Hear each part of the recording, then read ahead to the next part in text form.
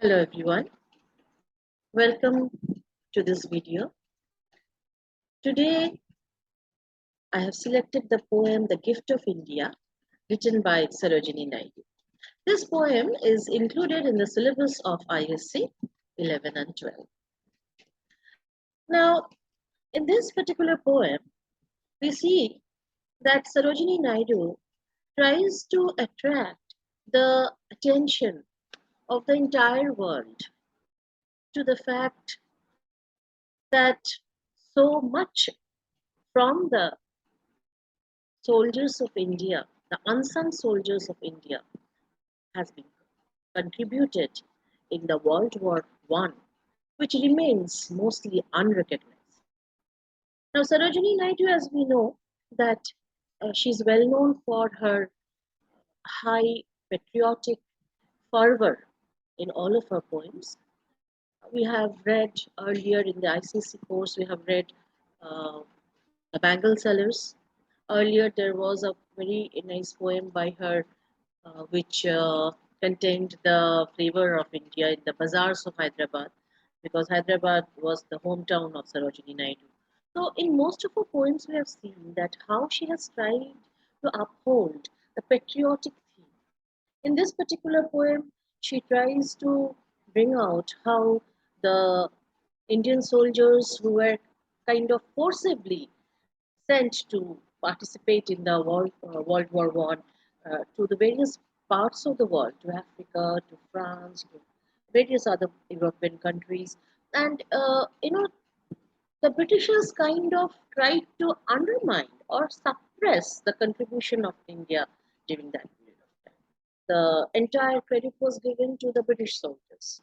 But those soldiers, those young men, young sons of India, who met an untimely death, that too unsung, unrecognized in foreign lands. Their bodies were not even taken care to be sent back to India. So those soldiers remained unsung. And it's kind of an appeal made by Sarojini Naidu in order to ask for some kind of justice, that these soldiers must also be recognized when others are paid homage, others are paid respect by the rest of the world. Now, The Gift of India belongs to the collection of poems by Sarojini Naidu named The Broken Wing. It was written during 1915, during the World War One, and as we all understand that the genre of this poem is patriotic lyric. Now, the background of the poem: almost 75,000 Indians died in this particular phase of the war, and they died in the foreign land, and they went, as I told earlier, unrecognized and unsung. So basically, this is a poem which expresses India's contribution to the cause of others. I'll give a pleasure reading for this poem, The Gift of India by Sarojini Naidu. Is there aught you need that my hands withhold, rich gifts of raiment or grain or gold? Lo, I have flung to the east and the west priceless treasures torn from my breast, and yielded the sons of my stricken womb to the drum beats of the duty, the sabres of doom. Gathered like pearls in their alien graves, silent they sleep by the Persian waves. Scattered like shells on Egyptian sands, they lie with pale brows and brave, broken hands. They are strewn like blossoms mown down by chance. On the blood-brown meadows of Flanders and France, can ye measure the grief of the tears I weep, or compass the woe of the watch I keep, or the pride that thrills through my heart's despair, and the hope that comforts the anguish of prayer, and the far sad glorious vision I see of the torn red banners of victory, where the terror and the tumult of hate shall cease, and life be refashioned on anvils of peace, and your love shall offer memorial thanks to the comrades who fought on the dauntless ranks, and you honored the deeds of the dauntless ones. Remember the blood of my murdered sons. Beautiful poem. Now, although uh, it appears to be a poem which has no stanza division, it is written at a stretch, yet thematically we can divide it.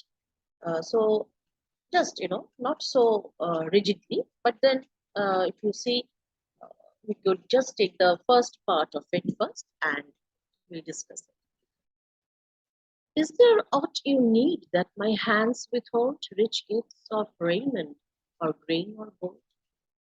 Now, in the very beginning, the first line, she urges, Mother India, she urges and asks that is there anything that you still desire to be given? Is there aught you need that my hands withhold? Is there more sacrifices required from my behalf, on my behalf? Because I've already given you rich gifts of raiment or grain or gold. Now, all this refers to the rich resources that India has always got exploited by the Britishers. Raiment refers to the garment, grain refers to the food, and gold refers to the wealth of India. So they have been drained out. They have been, the Britishers have been exploiting India in terms of food, clothing, and property and riches. And more than that, in the next line she says, lo, I have flung to the east and the west priceless treasures torn from my breast. So, other than the materialistic wealth, which are referred to here as raiment, grain, or gold, she has also flung. The word flung shows, the forceful throwing of something. So she has just thrown them off. What are they? The priceless treasures torn from my breast.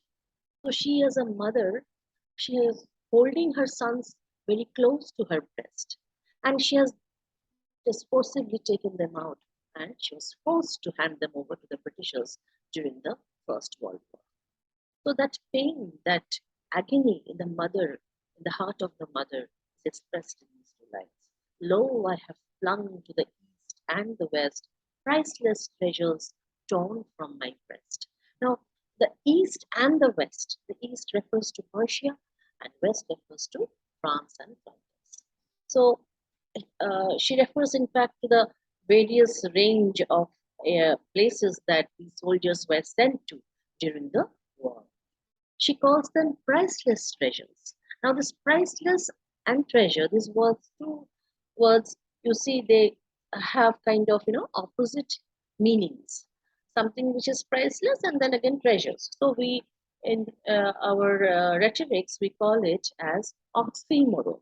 When we place two opposite words side by side for greater impact. So a beautifully placed oxymoron over here. Priceless treasures torn from my breast. So we can imagine that the mother figure of India, that is, India is personified as a mother over here. And so in the overall entire poem, this personification is highly maintained. So lo, I have flung to the east and the west priceless treasures torn from my breast, and yielded the sons of my stricken womb to the drumbeats of the duty, the sabres of doom. And I have given up these priceless treasures. My sons, they were, as she calls her, womb stricken. Sons of my stricken womb. Stricken womb means cursed womb. That means as if these children, these sons, these soldiers, these brave men who have perished in the First World War, they were cursed even while they were not born. They were cursed in the mother's womb. They were cursed in the womb of the motherland itself. That is why they could not live their full life. They had an early death. So, and yielded the sons of my stricken womb to the drum beats of the duty, the sabres of doom. So drumbeats of duty, that itself tells you the, I could say, desperate call of war, which you cannot avoid. Okay, drumbeats of the duty, and the sabers of doom. That is, sabers means long, heavy swords that are used by soldiers. Of doom, doom means the last day of judgment, that is death, in other words. So, sabers of doom. This expression is an example of metaphor. Okay, as we all know, metaphor is an implied comparison. The sabers of doom means swords that are bringing you death. In this particular line, to the drum beats of the duty, we also have a kind of auditory image. As soon as we read this line, drum beats, this expression, drum beats of the duty, we can as if hear the drum beats of the battleground. Okay, that rhythm, that uh, those high sounding drums actually cover up for many, uh, you could say, sobs and tears and crying. Okay, after all, soldiers, they are not happily dying over there. Nobody would like to face death in such a way. So, in Sarojini Naidu's poem, we also find out that she tries to kind of mm, uh, take away all the glories that are associated with war. The traditional feeling that only the brave people can go and feel. I mean, face the battlefield. This is, if you read through Bernard Shaw's works, also, for example, in his famous play Arms and the Man, he says that for a soldier, chocolates are more essential, okay, than the weapons or the stock of bullets, because often a soldier dies of hunger in the battlefield, rather than dying facing the gunshots. So here also she tries to say that, well, nobody, there's nothing good associated with war. This untimely death of these sons who had so much of prospect in their life was not desirable at all. So these drumbeats of the duty, they're actually covering up so many, so much of agony, so much of pain that these soldiers go through during this process of warfare. So to the drum beats of duty they are called, and she has yielded them up. The sabers of doom gathered like pearls in their alien graves, silent they sleep by the Persian. Now that they're dead, they are like pearls. Why she associates this particular image of pearls? For two reasons. One is because they're dying beside the sea, the ocean. So pearls, you get them over there, and at the same time, pearls is very precious ones. So that is why this image is so appropriate over here. So gathered like pearls in their alien lips, with a beautiful use of simile, she tries to describe the soldiers, the dead body of the soldiers, which are gathered like pearls in their alien graves. Alien because they're dying in the foreign land. It's not their homeland, it is not their motherland. Silent they sleep by the Persian waves, and they're sleeping silently by the sea beach of the Persian Sea. Scattered like shells on Egyptian sands, they lie with pale brows and brave broken hands. So you see the range of the places on Persian waves and then on Egyptian sands, so the deserts of Egypt, and they're scattered like shells. Again, another imagery, scattered like shells, uses simile over here. They lie with pale brows and brave broken hands. Naturally, after the soldiers have died, their dead bodies are lying all over in the battlefield, and their faces have become pale, bloodless now, and they're brave, broken. All right. So in this particular line, we find a very prominent figure of speech poetic device used by the poet. We find here alliteration, brows and brave, broken hands. So the recurrent sound of B we find over here. So they lie with pale brows and brave broken hands. They are strewn like blossoms mown down by chance. Again, another use of simile here. strewn like blossoms. Blossoms means flowers, mown down by chance. Now, mowing is something which we do it very ruthlessly, with the help of two mowing instrument that we say, a pair of scissor-like mowing instruments, the mowers. If we do it with hand, it's manually done in this way. As if, we just go and uh, kind of cut them off ruthlessly.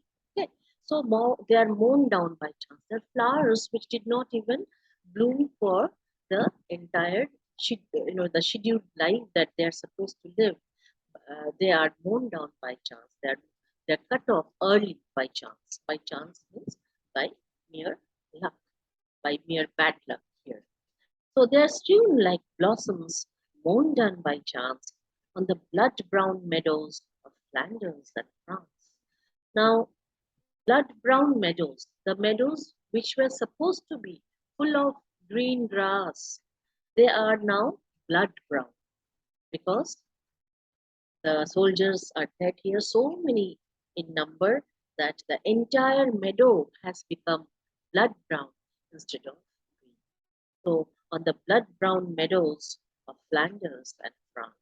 Again, we have mild alliteration here, Flanders and France, and also blood brown meadows. So,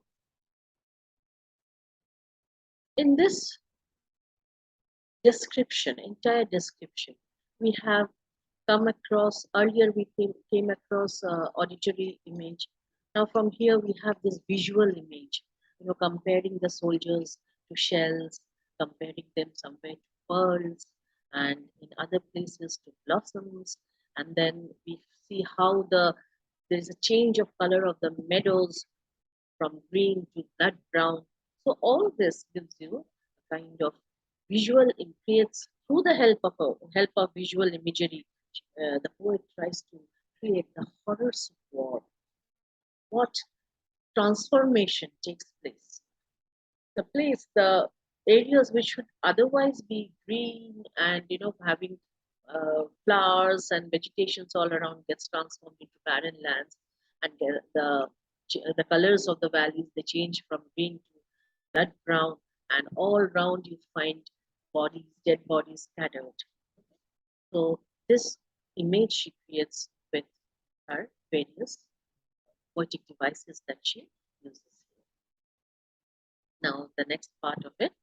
Can he measure the grief of the tears I weep, or compass the woe of the watch I keep? So this is a kind of rhetorical question that she makes here. Now, what is a rhetorical question a rhetorical interrogation that we say, poetic device? You make a question and you expect not any answers to that question. That means it's a self-implied question kind of. On this line, when she asks, "Can he measure the grief of the tears I weep?" That means you cannot measure the grief of the tears that I weep, or compass the woe of the watch I keep. So you don't have any idea how grief-stricken my heart is.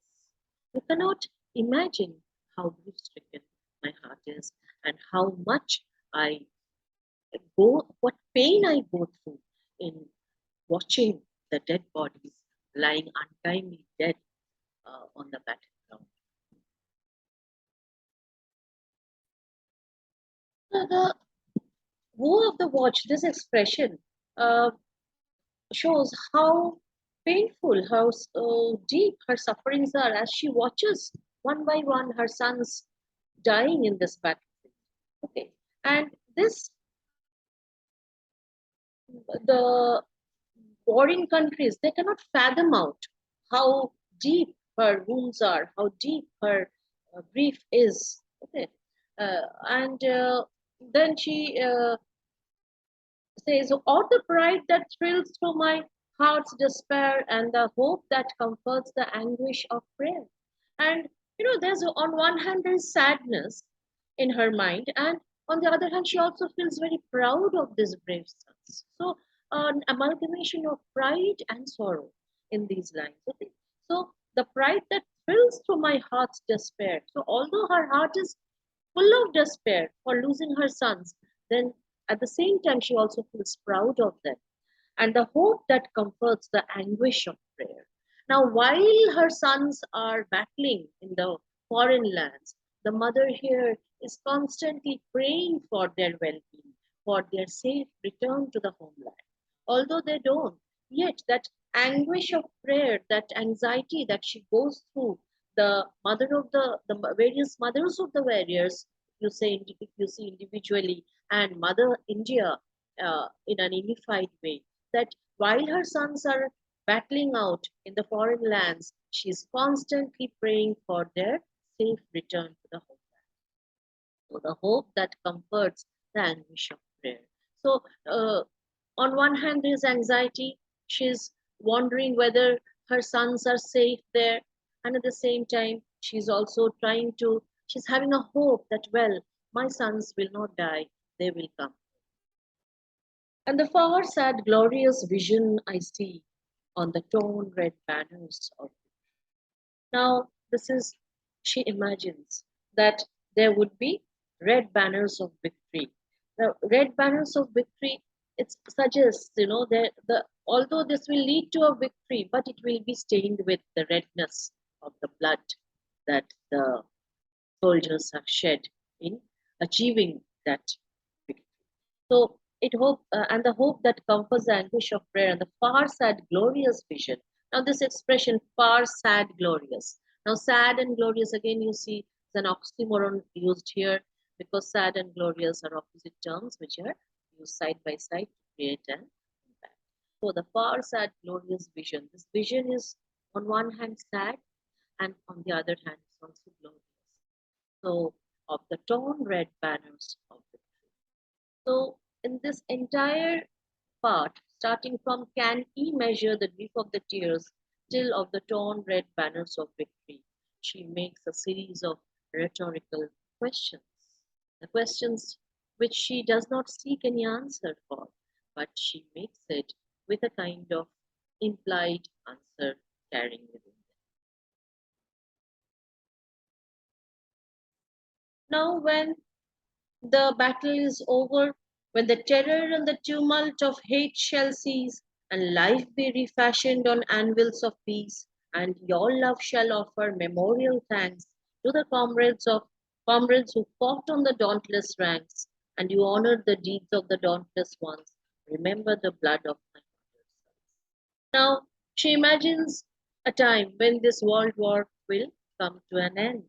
And the terror and the tumult of hate that had provoked this war would also come to an end. Terror and tumult of hate, it will come to an end, shall cease, it will come to an end. And life be refashioned on anvils of peace.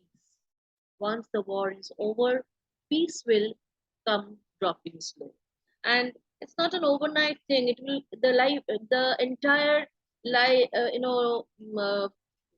world, which is now in a very tumultuous state, it will gradually come down. It's almost like eruption of a volcano. It takes so much time to cool down. Similarly, when a world war ends, it will not the peace that we expect to come back will not come readily. So once this feeling of hatred is over, life will require to be refashioned, remolded, rebuilt on anvils of peace. Now we all know what an anvil is. Anvil is usually an iron block which is used by the blacksmith to beat heated metals, and that heated metal is then hammered. It's beaten with a hammer to give various shapes. So it's not a very easy job. It takes a lot of force, a lot of you could say skill, as well as a lot of energy to refashion. Okay. So in a similar manner, it will take time to refashion life on the anvil of peace. So anvil of peace again is a use of metaphor here. So, and your love shall offer memorial thanks. So once everything is in peace, the world will consider that, well, the soldiers who have given their lives or sacrificed their lives, they should be now recognized. They should be rewarded for their sacrifice. So, your love shall offer memorial thanks to the comrades who fought on the dauntless ranks, the fearless battleground.